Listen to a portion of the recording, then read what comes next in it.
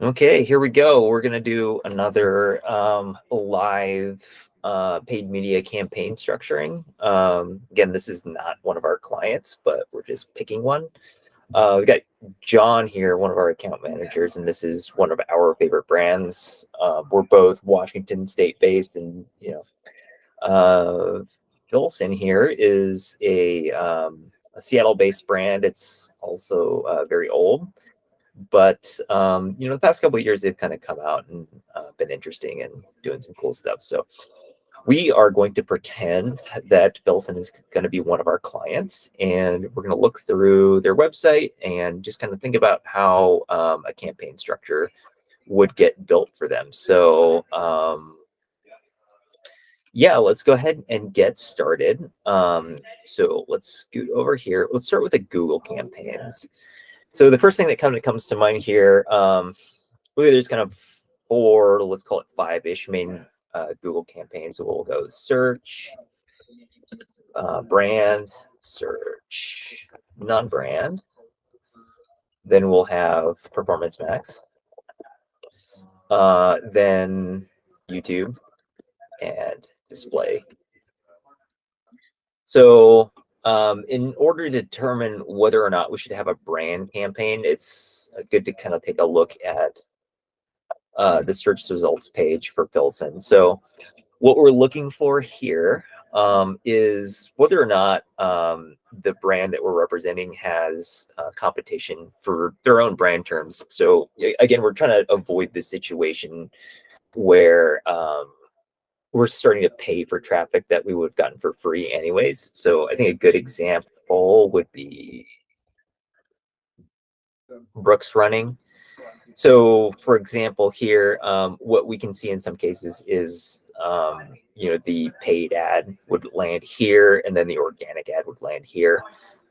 If there's no competition for the search term, sometimes it can be a waste of ad dollars because you kind of get that traffic anyways. So going back and looking at Filson here, there's a lot going on the search results page. So we have competitor products here from Huckberry. We've got other retailers, and Satchel and Page. This looks like to be some kind of competitors products, and this is all over the search results page. So also looking here, we've got knowledge graph and we've got the organic search results. So I think here it may make sense to make sure that we've got some kind of brand campaign going. So I think we're going to go ahead and say, yep, we want to do a brand only campaign. So that's pretty straightforward. John, what would you say is their kind of marquee product? Is it the Mackinac Cruiser? Anything that is in their tin cloth line, which obviously encapsulates a lot of products, but I think tin cloth is what they're really known for. Right. So let's take a look at their product categorization here. So we can kind of read into how they think about their product sets by, just frankly, just looking at this navigation. My understanding of the brand, and of course, we would discuss this with a prospective client, but they're pretty well known for outerwear. And the tin cloth stuff, I think that lands in the kind of wax jackets here. Yes. Going back to the Google search results page, when we search for Filson, a bunch of tin cloth and wax canvas stuff comes up. So that also implies that Google thinks that this is kind of the most important products because what they serve on the search results page is going to be indicative of what's engaging. So I think that's going to be good to note. Looking at this page, okay, they've got $600 jackets, all kinds of Western wear / outdoor wearish kind of things. So we're getting kind of a sense of who the customer is here. So definitely not a low cost customer. Just my understanding, we're going with this kind of heritage branding. This is a $150 30-year-old company. So, they're really kind of leveraging that message. So we go into kind of non-brand here. Let's just take a quick look. Obviously, we're not going to be able to do a full campaign build, but if we were to kind of prioritize here, probably the jackets. So maybe we'll, the way the discussion would typically go is we would probably talk to the client about like what's their best selling in terms of number of products sold or in terms of revenue volume, so that we kind of focus on their core business. Since we don't have a contact at Filson right now, we'll just kind of assume that the revenue is just going to come out of these kind of first 4 categories. So the campaign bill for non-brand would be like wool jackets,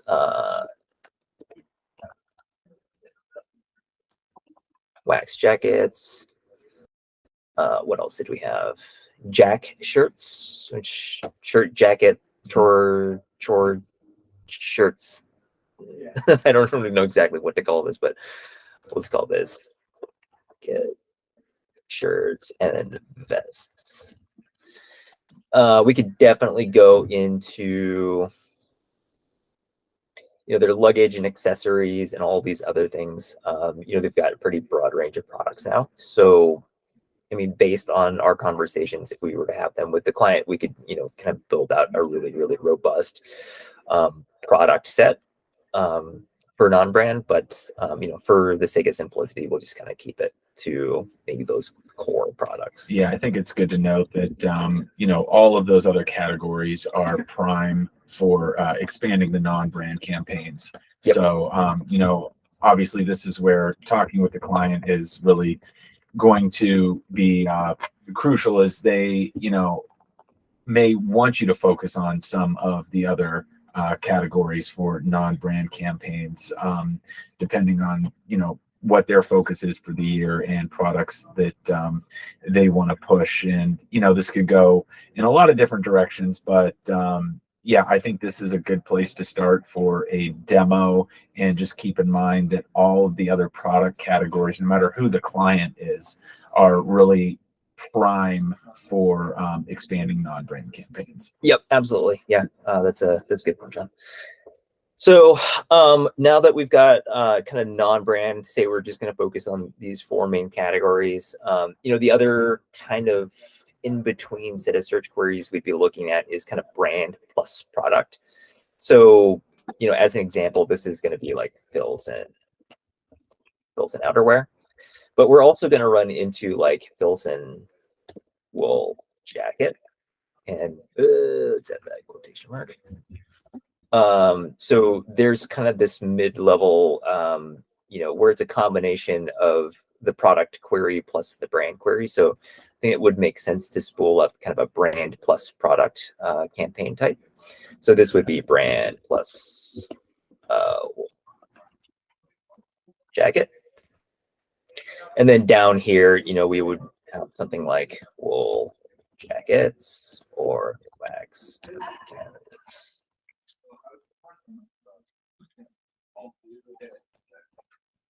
And the jacket shirts, pretty simple, etc. So this is kind of just an example of what the search queries that we would be looking for to match to the query, or excuse me, the campaign. And of course, we would expand on all of these keywords to, get anything that's relatively relevant to that search query. So this is pretty straightforward. Just, the thing with Google is we are trying to meet the demand that we see in the search query. So somebody basically is going to be raising their hand and say, hey, I'm looking for a wool jacket. And our job is just to jump in there and say, hey, we've got wool jackets, come and buy a wool jacket. It's pretty straightforward. Let's see, Performance Max. Let's actually jump into one of my other favorite tools. So Built With will tell us a little bit about what is the technology stack they're using. Domain not allowed. Let's see if we can get around that. No, it doesn't like that.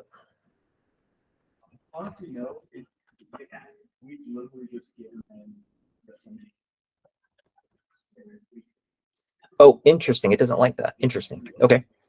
Well, let's just assume they're on like Shopify, and that they do have a product feed. We would assume that they're going to be pushing out all of these products into a product feed. And if you know anything about the way that Google search has been going, we can probably assume that they do want to have some Performance Max campaigns going. So the way that the ad sets break up here is by asset groups. And what we like to do is something really similar, so that all of the creative assets that we use, as well as the products and the copy and the headlines, will match as closely as possible. So when we're looking at, the Performance Max assets, we want to land them on something that's as relevant as possible.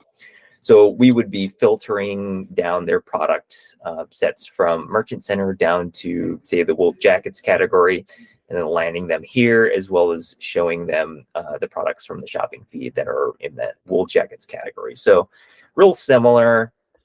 Get that product set and do something really similar here. And then, we would sort through and do landing pages. Again, we would segment this based off of, what's the priority for the client, and what creative assets they have available, product data, et cetera. So, we're kind of making some assumptions here, of course, because we don't have that information. But that's kind of what it would look like. The other thing that we would be looking at is audience signal.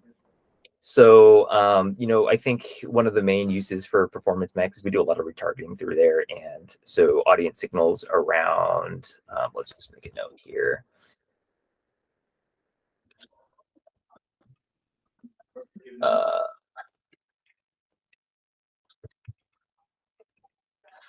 Website visitors, purchasers, etc. And so that would get us a lot of retargeting. This will probably cover brand as well to some degree, although we like to run additional brand campaigns that we have built ourselves. So we've got better control over the copy that's being served, as well as landing paging, et cetera. So Performance Max is definitely covering, retargeting, shopping, but where we can, we want to have as much control over performance and budget as possible. Let's see, YouTube and display. These are really about getting a lot of impressions or traffic to the site. We don't typically see a lot of conversion performance out of either of these channels. So this, I would say YouTube and display would be relatively kind of discretionary, as we likely wouldn't tie these to any kind of ROI goal. So, impressions can be bought fairly inexpensively on both of these. Filson has, let's be honest, they have fantastic creative. Let's check out if they've got.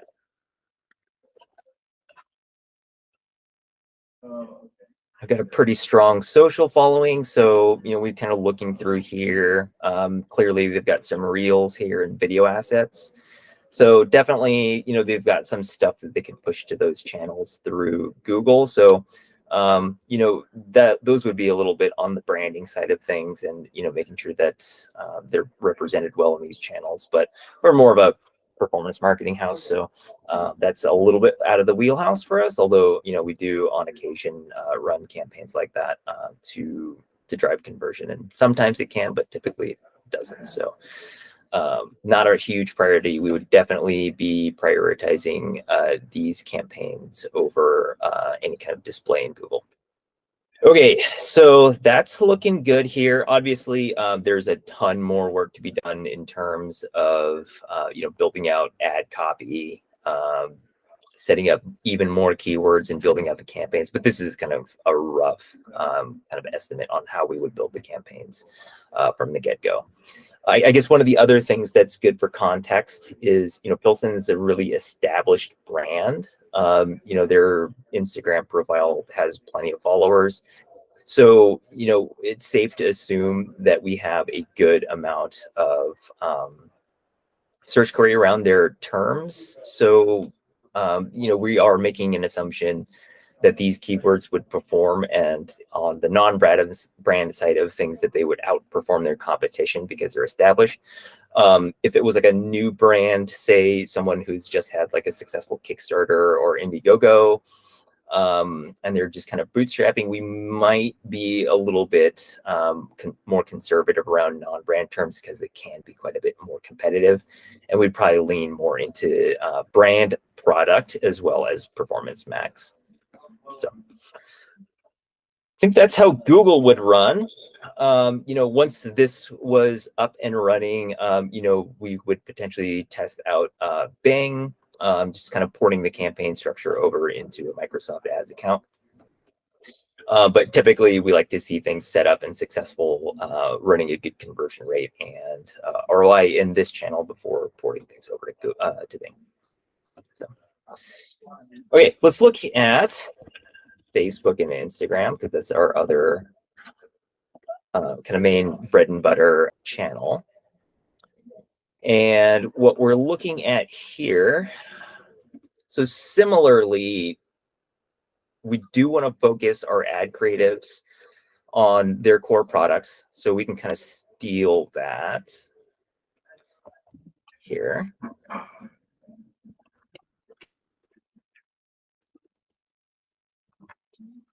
All right, so we want to focus on these kind of main messages in terms of product.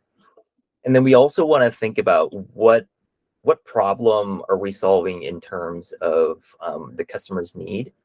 It's a little bit more nuanced in Facebook because we kind of have to make some assumptions about the customer here to try to target them, because they're not really like volunteering their information like they are with Google. Again, Google's like, hey, I'm literally looking for this thing. Just show me the thing I'm looking for. Facebook is obviously going to be a little bit different. So we have to think about what value propositions of the product or the brand is making, so that we can kind of have a good message. So this is going to be a little bit, we'll expand on this a little bit, because we want to do a static ad and video. And I think what Joe really means by all of that is, like, the key thing to distinguish between the two platforms, Google and Meta, is Google, you are targeting keywords. In Meta, you're going to be targeting interests. So as Joe said, in Google, they're going to tell you what they're looking for, and you just need to do that keyword research and target keywords all around what the person could be looking for, to land them on or to get them to have an ad served to them.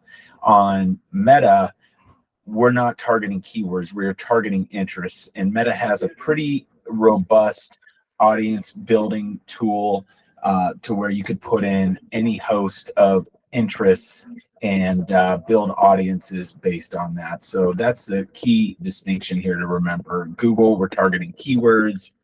Facebook, Meta, we're targeting interests.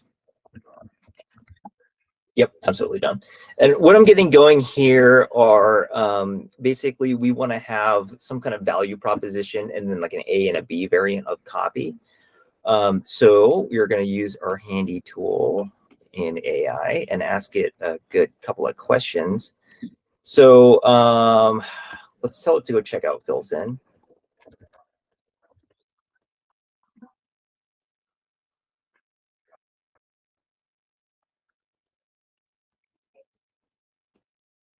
I think like the heritage branding, product quality, and longevity, those are some pretty obvious ones, but it doesn't hurt to get a little bit of help from our AI friends.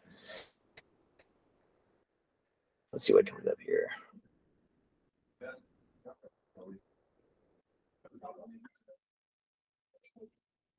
Okay, durability and quality. Yep. So I think that's one easily that we can include. So.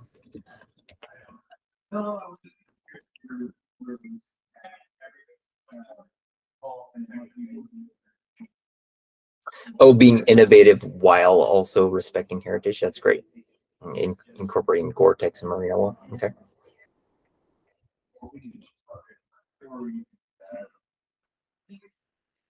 And then the brand story. Yeah, this is pretty straightforward. We probably could have come up with this ourselves. Okay,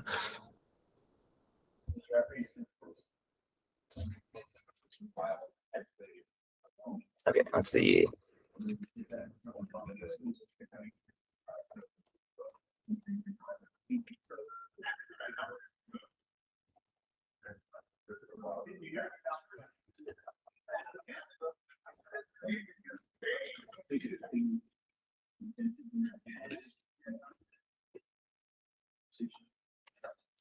Unyielding strength of Filson, that's kind of not great, a little off-brand, which is why we like to make sure people look at this. We would also kind of check out what is going on their social here. Okay, so hashtag unfailing goods, that's definitely something that we can try to incorporate there. And, you know, since 1897, those are some ideas of what we could incorporate. So let's go 1897. Let's see. So that would be kind of the second variant. So basically, what we have here is, and of course, this is simplified because there's a bunch of different value propositions that we could test. So we've got an A variant and a B variant of that durability messaging. The heritage messaging, you know, we can also do an A and a B variant on copy. And then based off of product category, we want to do a static, a carousel, and video of each kind of creative. And then we would have 4 iterations of copy. So there's a number of different ways that we can do this. If we want to expedite just getting all of these variants of copy tested, you know, we can build the ad with the multiple kind of automatic testing of copy. But if we've got space and time, we prefer to build those ads out separately. So potentially we've got, let's see, 3 times 4. So this is 12 different ad variants that we could build. So that's 12 times 4. That's 48 different ad variants that we could potentially build here as combinations of product and then value proposition A and B. You know, what we could test here, I would probably test just high level value proposition 1 versus value proposition 2 to simplify it a little bit. That way we could kind of see whether this first value proposition seems to resonate more, or if it's this heritage messaging. And then from there, go into a B variant to test against this variant. And that kind of gives us a vein to mine down. But as you can see, you know, we can get really, really detailed in the structure of creative testing. And of course, this, we know we would prioritize this based off of you know, the internal goals of the organization that we're marketing for. So, you know, that's a lot of ads to build just based off of this little focus of product and message. But that gives us a sense of how we would kind of go down that. So I think that's good on the kind of messaging and creative matrix that we would test here. In terms of targeting, what's really easy here is targeting.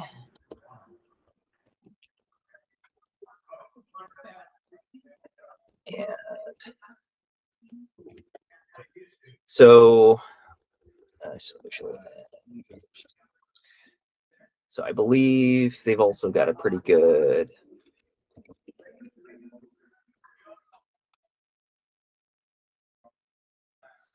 see how many followers they have on Facebook. God, they should have great creative too.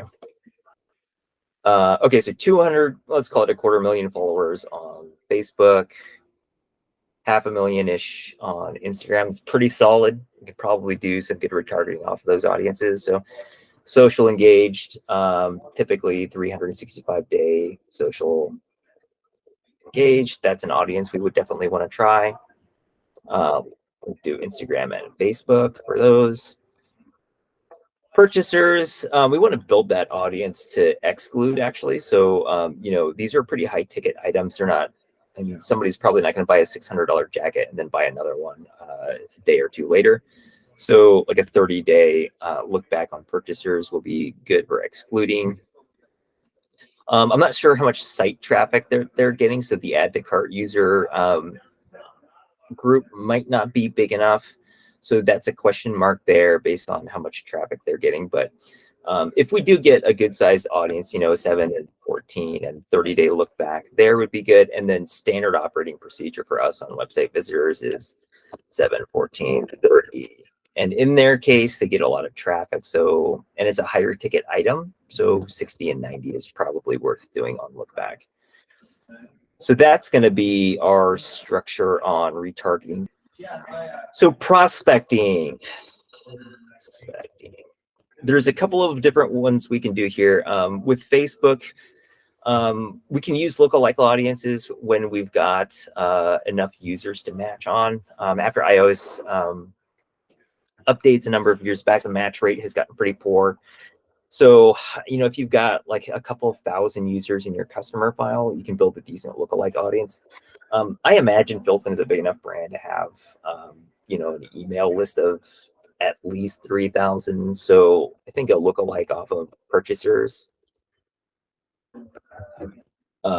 that's probably going to be useful. We would test with a 1% audience, then maybe a 2% if that works. Social engaged, with 750,000 users, we definitely have enough to target there. So lookalike social engaged. This gets a little bit less granular, so like I think 1% or 2% there. Those will both be worth looking at. And then interest audiences. This is kind of where the fun part, because with how lookalike audiences have been performing these days, they tend not to be super, super great. So we've been using it less and less. But, interest, this is where a little bit of subject matter expertise can come into play. So, within the audience manager, we're looking at, I would think like similar brands. So, John, you're probably better at this than I am. What are some similar brands? To Filson? Well, there's a lot. I think you would want to look at sportswear brands like hunting and fishing brands. Yep, hook and bullet brands. Yep. Hook and bullet brands. So like Orvis comes to mind. Like Sitka, QU come to mind. These are more like Spelled QU. KUIU. UIU. And that's more on the hunting, fishing, sportswear side, more on the lifestyle side. And Filson really balances lifestyle and sportswear really well. That's a good one. I would think the like heritage brands. Woolrich. Yep. LL Bean. Really any of the big outdoor brands, think like North Face, Pendleton, Arc'teryx. Yes, Pendleton is another heritage brand. Let's throw Red Wing in there. Yeah, Danner. Yep. Here, let's ask. Let's get a little help.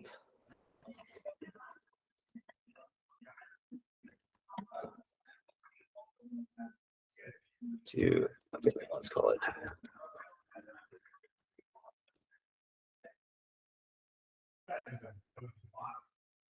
Barber. Okay, yeah, going across the pond for that one. Carhartt, I kind of disagree with. That's kind of workwear. Woolrich, Orvis, LL Bean. Patagonia is more outdoor than Hook and Bullet, but we could do that in a different audience. So,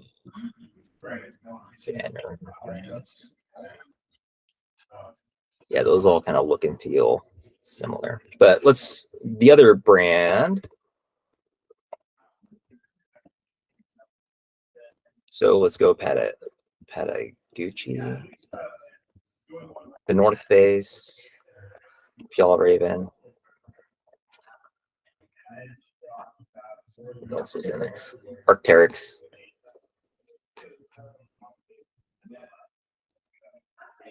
Oh God, I have to spell this. Is that right? Yes. Okay. Okay, and then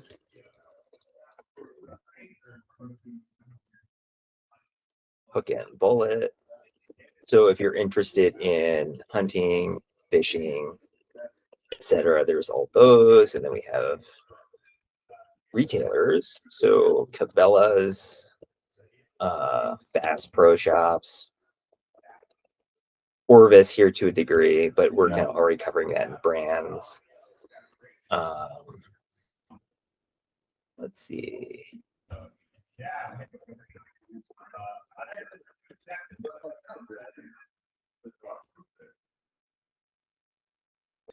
Oh, wow. Got some good brands here.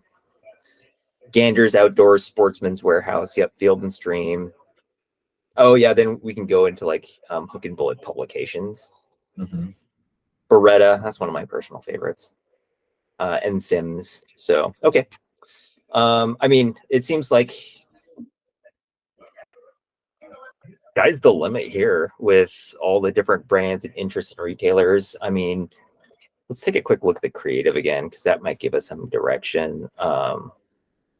Oh, I mean, just camping and travel as a more general audience. Would also lean into more of like an occupation interest audience. So think like commercial fishermen, farmers, ranchers, things like that. Yep. Yeah, and then what are we getting into here? Field to table dishes. Okay, so I mean that's an example of an interest that we could target. So foraging, fishing, of course. Oh,